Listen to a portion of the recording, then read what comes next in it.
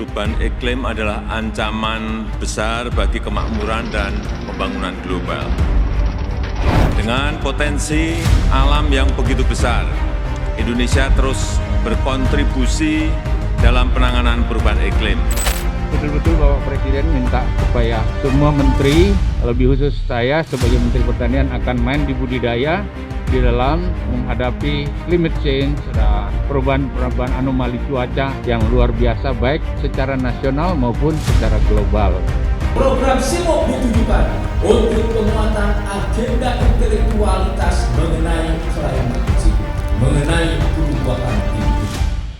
Dan itu yang harus kita manfaatkan, implementasikan mulai saat ini ke depan, saudara-saudara sekalian, agar kita tetap beradaptasi terhadap climate change, agar kita masih tetap bisa menghidup udara di bumi yang kita cintai.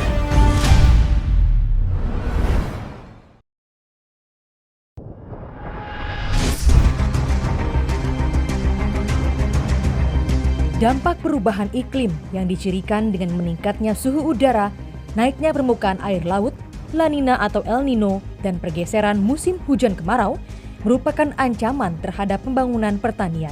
Perubahan iklim ekstrim ini juga mempengaruhi kegiatan budidaya tanaman yang menyebabkan penurunan produktivitas, serangan hama penyakit yang tidak terduga, dan mutu hasil pertanian.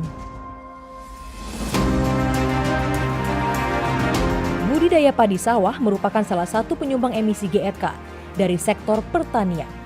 Solusi cerdas untuk mengatasi permasalahan tersebut adalah penerapan budidaya padi ramah lingkungan melalui teknologi CSA. Teknologi budidaya padi ramah lingkungan meliputi teknik pengairan hemat air, varietas padi unggul rendah emisi, pemupukan berimbang, pupuk organik, jajar legowo, pestisida nabati. Saudara-saudaraku, Climate Smart Agriculture atau pertanian cerdas iklim adalah solusi untuk mengatasi atau untuk mengantisipasi fenomena perubahan iklim ini. Karena Climate Smart Agriculture adalah sistem pertanian yang mencegah atau yang memitigasi terjadinya emisi gas rumah kaca. Di saat yang sama, Climate Smart Agriculture ini menyajikan inovasi teknologi yang beradaptasi terhadap perubahan iklim. Climate Smart Agriculture ini antara lain penggunaan varietas yang rendah emisi. Ada varietas padi yang menghasilkan emisi gas rumah kaca relatif rendah dibandingkan dengan yang lain. Misalnya ciherang, dodokan, dan lain sebagainya. Selain itu juga saudara-saudaraku, ada intermittent irrigation. Kadang-kadang digenangi, kadang-kadang dikeringkan.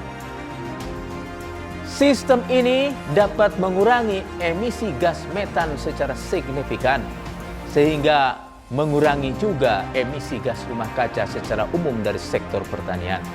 Selain itu ada pemupukan berimbang. Pemupukan berimbang adalah pemupukan sesuai dengan permintaan tanaman dan sesuai dengan kondisi kesuburan tanah. Artinya pemupukan berimbang di dalamnya ada efisiensi penggunaan pupuk kimia. Di saat yang sama dikombinasikan juga dengan pupuk organik, dengan kompos, dengan biofertilizer atau pupuk hayati, dengan bakteri penambat N, dengan bakteri pelarut P, dan lain sebagainya. Sehingga efisiensi pemupukan akan semakin meningkat. Penggunaan pestisida nabati pun, atau pestisida yang berasal dari biomas tanaman, ini juga dapat meningkatkan efisiensi penggunaan pestisida atau mengurangi kebutuhan pestisida kimia diganti dengan pestisida nabati. Di saat yang sama pestisida nabati pun betul-betul ramah lingkungan, karena pestisida nabati mudah untuk didekomposisi oleh mikroba tanah, menghasilkan partikel-partikel yang lebih kecil yang tidak toksik terhadap makhluk hidup yang lain. Pertanian ramah lingkungan dapat dilakukan dengan pendekatan antara lain pertanian cerdas iklim atau Climate Smart Agriculture yang disingkat CSA. Inovasi teknologi budidaya padi ramah lingkungan berorientasi pada kualitas produk, hemat air, hemat pupuk, agar produk padi yang dihasilkan higienis, aman dikonsumsi, dan meningkat produktivitasnya sehingga dapat mendukung ketahanan dan keamanan pangan. Permasalahan yang kami hadapi sebagai penyuluh untuk melaksanakan kegiatan CSA itu memang cukup banyak juga. Yang pertama adalah sosialisasi program CSA. Kita memperkenalkan ke para kelompok tani yang ada di Desa Gamasari apa itu yang namanya CSA. Yang kedua, kita mengadakan pelatihan pembuatan organik. Yang ketiga, kita melaksanakan pelatihan pembuatan pestisida nabati. Terus kita melaksanakan kegiatan pembuatan tanam sistem jajar logowo. Terus selanjutnya sistem pengairan. Kan biasanya direndam selalu. Nah, setelah kita coba di sana dengan menggunakan AWD. Jadi sistem intermittent lah. Jadi sistem berselang. Jadi di sini saya banyak manfaatnya mengikuti program CSCIMUP ini. Ya, alhamdulillah ini tanahnya kelihatannya udah subur, cacing-cacing udah banyak.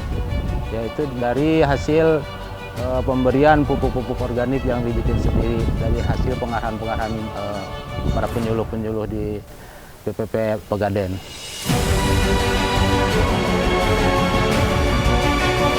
Budidaya padi ramah lingkungan terbukti mampu meningkatkan produksi padi dan menurunkan emisi gas rumah kaca atau GRK, serta cemaran bahan agrokimia. Peran penyuluh terhadap keberhasilan budidaya padi ramah lingkungan dalam peningkatan produktivitas dan pendapatan petani sebagai antisipasi dampak perubahan iklim. Mari terapkan CSA melalui budidaya padi ramah lingkungan. Produksi naik, lingkungan sehat, petani sejahtera.